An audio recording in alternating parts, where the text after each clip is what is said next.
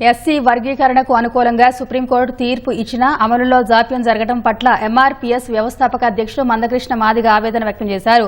వర్గీకరణకు కేంద్ర ప్రభుత్వం అండగా ఉండటాన్ని ఆయన స్వాగతించారు.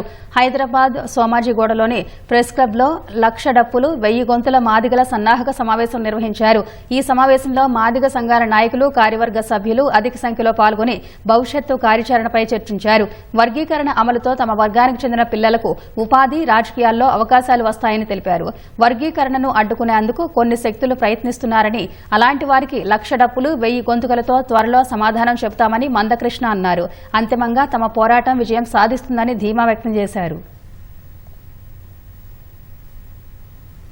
జాతిని అంతిమంగా గెలిపించడం కోసం ప్రధానమంత్రి సహకారం తీసుకొని ఆయనకు నేను అండదండలు అందించడం అనేది నా జాతిని గెలిపించుకోవడం కోసమే తప్ప ఇంకోటి కాదనే విషయం మర్చిపోద్దని స్వయం కోరు. వాళ్ళ పలుకుబడితో పోల్చుకుంటే మన శక్తి, అప్పుడు దళితుల శక్తి చాలా చిన్నది. ఆయన పలుకుబడి అనే శక్తి గాంధీ వాళ్ళ ఉన్నత వర్గాల వ్యవస్థ ఓడిపోయింది. ధర్మం అనే న్యాయమైన అంబేద్కర్ పోరాటమే గెలిచింది.